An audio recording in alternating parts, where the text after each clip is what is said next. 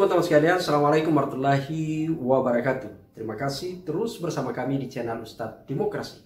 Komisi Pemilihan Umum KPU RI sudah menetapkan hari H pemungutan suara untuk pemilu 2024, yakni pada tanggal 14 Februari 2024. Sesuatu yang begitu lama kita nanti akhirnya datang juga.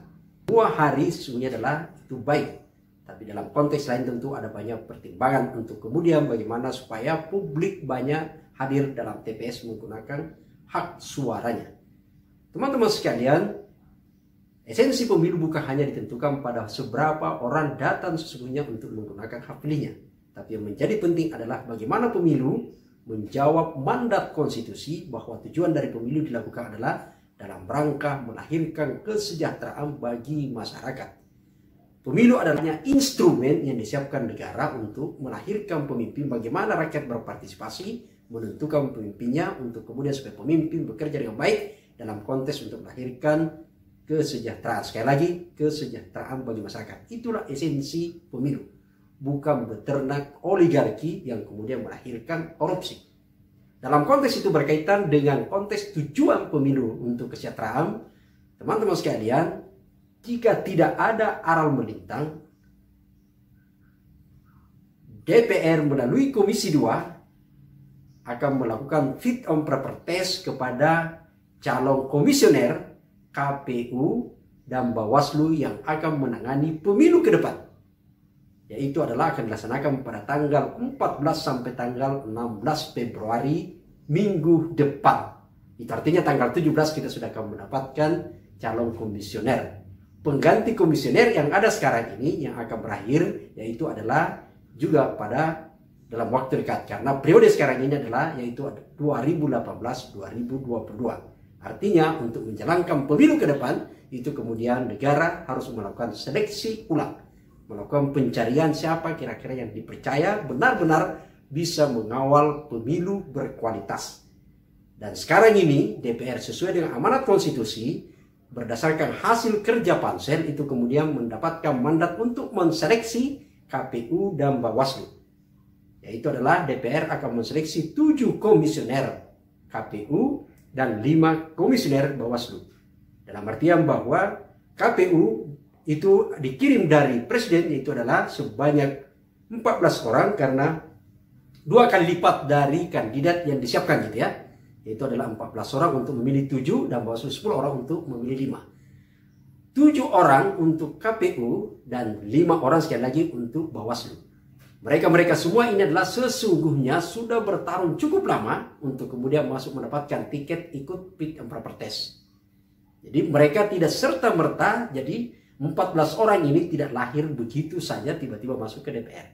Tapi mereka melalui proses tahapan yang sangat panjang berdasarkan tahapan yang sudah ditetapkan oleh konstitusi kita, yaitu adalah Undang-Undang Pemilu nomor 7 tahun 2017.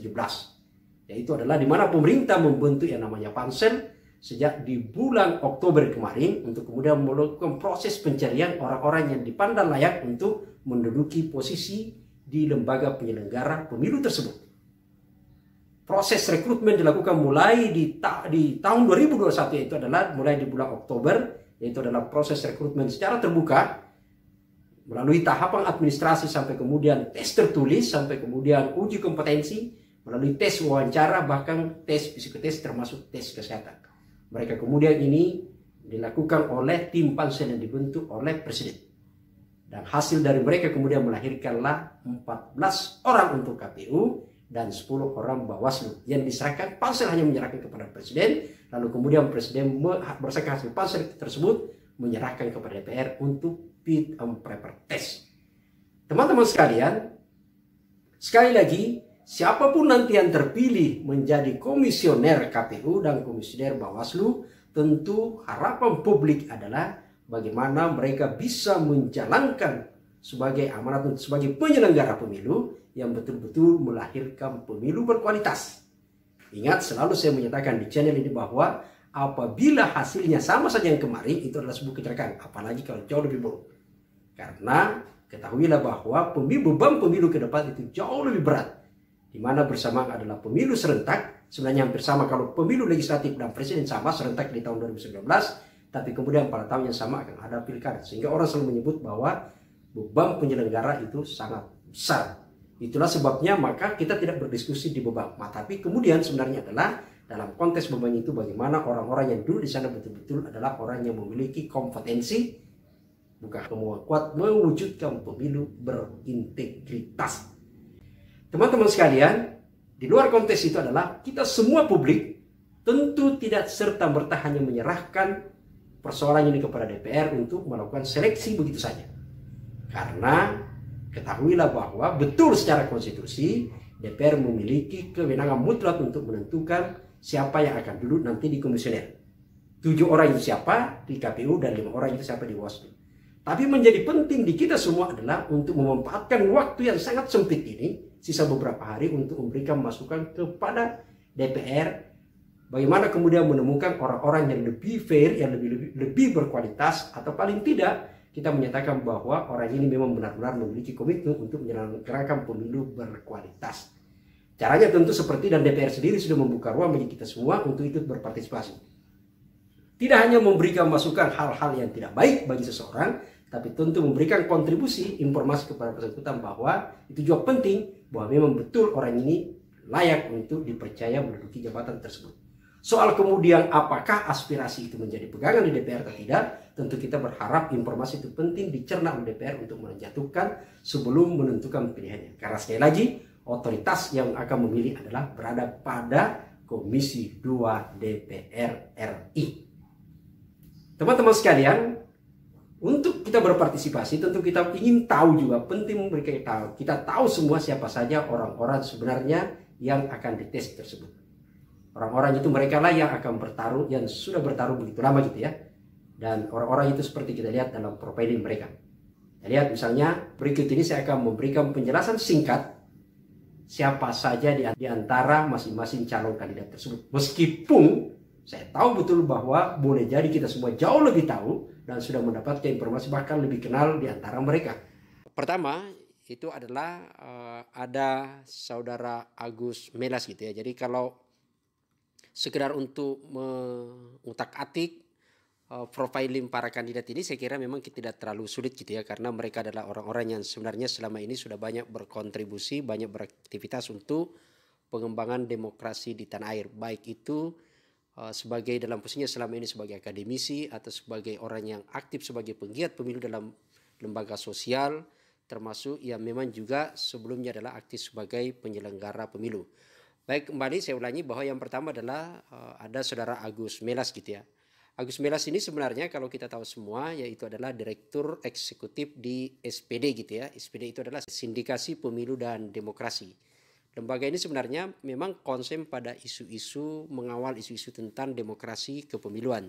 Bahkan kalau kita ingat semua bahwa lembaga inilah yang kemudian banyak berkontribusi lahirnya Undang-Undang Nomor 7 tahun 2000, jadi Undang-Undang Nomor 7 tahun 2017 gitu ya, yang kemudian menjadi rujukan Undang-Undang Pemilu kita sekarang.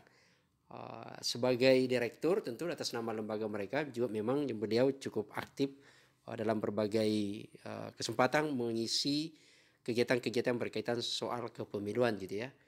Bahkan beliau sebenarnya pernah menjadi salah satu tim rekrutmen di Bawaslu yang untuk rekrutmen Bawaslu di daerah gitu ya. Yang kedua adalah ada saudara Betty. Nah, Betty ini sebenarnya adalah merupakan sekarang ini masih masih menjabat sebagai Ketua KPU Provinsi DKI Jakarta. Jakarta yang hampir nanti statusnya tidak lagi ibu kota negara gitu ya. Mbak Betty ini sebenarnya adalah Ketua KPU periode 2018 sampai sekarang, dan yang menarik bahkan sebenarnya sudah 2 periode gitu ya di sana menjadi sebagai KPU. Bahkan pernah menjadi tim pemeriksa daerah DKPP Provinsi DKI Jakarta. Selain itu memang juga punya profiling bahwa pernah menjadi tenaga ahli di Komisi 2 DPR RI bidang kepemiluan. Sekarang ini bahkan mereka sebenarnya selain di KPU, beliau sebelumnya juga aktif di Demos, di Amfrel dan macam-macam gitu ya. teman-teman sekalian, selain di kepemiluan, backgroundnya sebelumnya juga beliau adalah aktif sebagai Korps HMI Wati pada periode 2006-2008 gitu ya. Yang ketiga ada saudari juga ada Mbak Dahlia gitu ya. Mbak Dahlia ini sebelumnya sama gitu ya, ada KPU DKI Jakarta, itu adalah periode 2008 sampai 2013. Dan yang menarik sekarang ini bahkan beliau sebenarnya adalah pernah menjadi PO, Project Officer di UNDP gitu ya. Dan sekarang masuk di organisasi pernah juga di Amfrel, lalu kemudian Patayat NU gitu ya, bahkan pernah menjadi anggota di bidang forum dialog kebersamaan generasi muda Jakarta.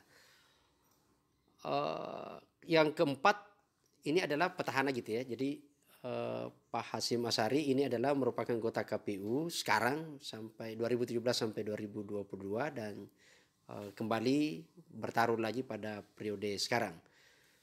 Jadi Pak Hasyim ini adalah salah seorang petahana yang lolos untuk kemudian mengikuti uji fit and proper test di DPR RI yang dijadwalkan nanti pada tanggal 14, 15 sampai tanggal 16 gitu ya. Pak Hasyim juga banyak terlibat di beberapa organisasi sebenarnya. Jadi selain pernah sebagai akademisi juga pernah jadi pengajar. Dia adalah hukum tata negara gitu ya, yang kemudian menjadi anggota asosiasi sosiologi hukum Indonesia di wilayah Semarang. Yang kelima adalah ada Idewa KDW Arsa gitu ya. Nah ini sebenarnya menarik ini. Jadi beliau adalah hasil PAW kemarin KPU RI gitu ya pada tanggal 15 April 2020 hingga sekarang, dan hasil seleksi kemarin itu kemudian lolos untuk lanjut pada uji tes fit and proper test di DPR RI. Artinya bahwa ini adalah pengalaman kedua mereka. Jadi Pak Dewa adalah masuk dalam kategori incumbent atau petahana gitu ya, yang akan ikut bertarung di DPR RI. Yang keenam adalah ada Pak Idam Khalid. Seperti yang saya sebutkan tadi di atas bahwa memang rata-rata yang lolos di lanjut seleksi ini adalah sebenarnya rata-rata yang dominan itu adalah kalau bukan petahana dari KPU RI juga adalah dari KPU daerah gitu ya. Pak Idam Khalid ini merupakan anggota KPU Provinsi Jawa Barat dari tahun 2018 sampai sekarang gitu ya. Jadi sama kita kategorikan adalah bagian petahana meskipun beliau adalah dari provinsi untuk kemudian bertarung untuk kemudian naik kelas ke KPU RI, karena sebelumnya beliau adalah anggota KPU Kabupaten dan kemudian naik provinsi, dan sekarang ini bertarung untuk naik pada jabatan sebagai KPU RI, Komisioner KPU RI. Kemudian yang ketujuh ada Iva Rosita, juga sama. Jadi kalau tadi adalah Pak Idam dari KPU Provinsi Jawa Barat, nah ini adalah dari KPU Provinsi Kalimantan Timur. Jadi posisi beliau adalah itu menjadi anggota KPU di sana sejak tahun 2019 sampai sekarang. Sebelumnya juga adalah anggota KPU Bontang gitu ya pada periode 2014-2019 gitu. Yang menarik karena Bu Iva Rosita itu pernah menjadi pegawai honorer di Pemkot Bontang Dinas Kesehatan gitu ya. Teman-teman sekalian, yang ke-8 untuk calon komisioner KPU adalah ada Iwan Rompo Bande gitu ya. Iwan Rompo ini adalah anggota KPU Provinsi Sulawesi Tenggara gitu ya, dari tahun 2013 sampai 2000. Jadi sebenarnya baru gitu ya yang maju. Lalu kemudian beliau adalah dari pernah dosen FISIP Universitas Haluleo gitu ya. Jadi di sana lalu kemudian beliau ini sebenarnya pernah menjadi sekretaris Badan Perwakilan Mahasiswa FISIP. Jadi itu latar belakang beliau. Kemudian yang ke-9, nah ini ada Pak Afifuddin gitu ya. Jadi Pak Afif ini Muhammad Afifuddin, beliau dari kalau backgroundnya dari JPPR gitu ya, yang Tapi beliau adalah sebenarnya sekarang ini adalah Komisioner Bawaslu RI periode 2017-2022. Lalu kemudian pindah kamar, jadi ada keinginan pindah kamar ke KPU RI gitu ya. Jadi sebelumnya adalah Bawaslu, lalu kemudian pada periode ini bertarung untuk kemudian rencana pindah kamar. Kemudian terakhir untuk untuk ke-10 dan untuk Komisioner KPU ada Muhammad Ali Safaat. Muhammad Ali Safaat ini merupakan dosen dari Fakultas Hukum Universitas Brawijaya, Malang, Jawa Timur gitu ya. Yang ini sekarang ini masih menjadi dekan Fakultas Hukum. Jadi Fakultas Hukum di sana dari 2019 hingga 2023. Dia pernah menjadi staf ahli Mahkamah Konstitusi pada periode 2006-2010.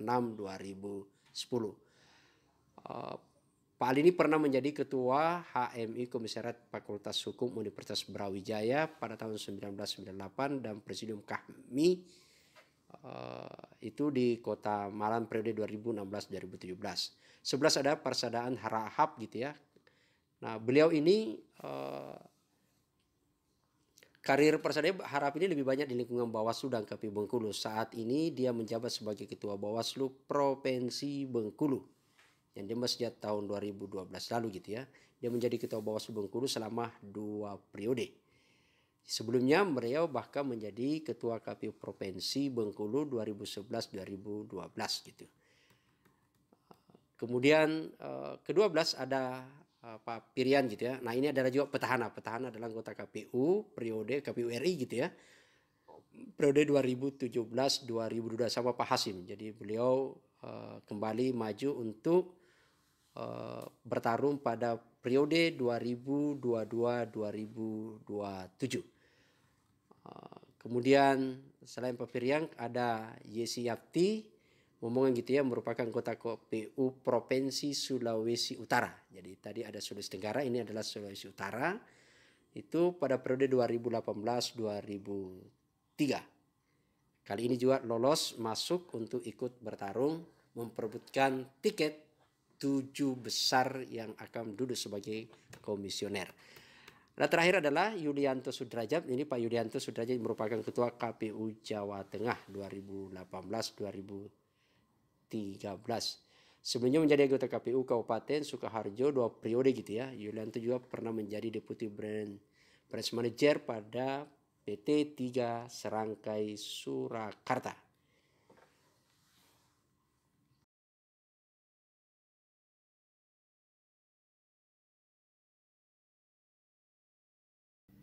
Teman-teman sekalian, itulah tadi sebenarnya adalah profiling dari kandidat untuk komisioner KPU. Yang kita harap tentu bisa nantinya adalah betul-betul sesuai dengan amanat konstitusi dan harapan kita semua bisa menjalankan pemilu secara baik. Di luar itu, selain KPU sebagai penyelenggara pemilu, juga adalah Badan Pengawas Pemilu. Ingat, pemilu berkualitas itu sangat ditentukan sesungguhnya adalah pada juga penyelenggara yaitu KPU dan Bawaslu-nya, yaitu pengawasannya. Saya selalu menyebut di channel ini juga saya pernah bahas gitu ya, bahwa dalam sebuah demokrasi, negara demokratis sekalipun bukan jaminan pemilu itu berjalan secara demokratis dan rawan dibajak oleh orang-orang yang senang memanfaatkan instrumen itu untuk meraih kekuasaan yang kita selalu menyebutnya adalah pembajak demokrasi. Teman-teman sekalian, sekali lagi bahwa selain KPU ada Bawaslu dan Bawaslu pun juga perlu kita kawal siapa saja orangnya.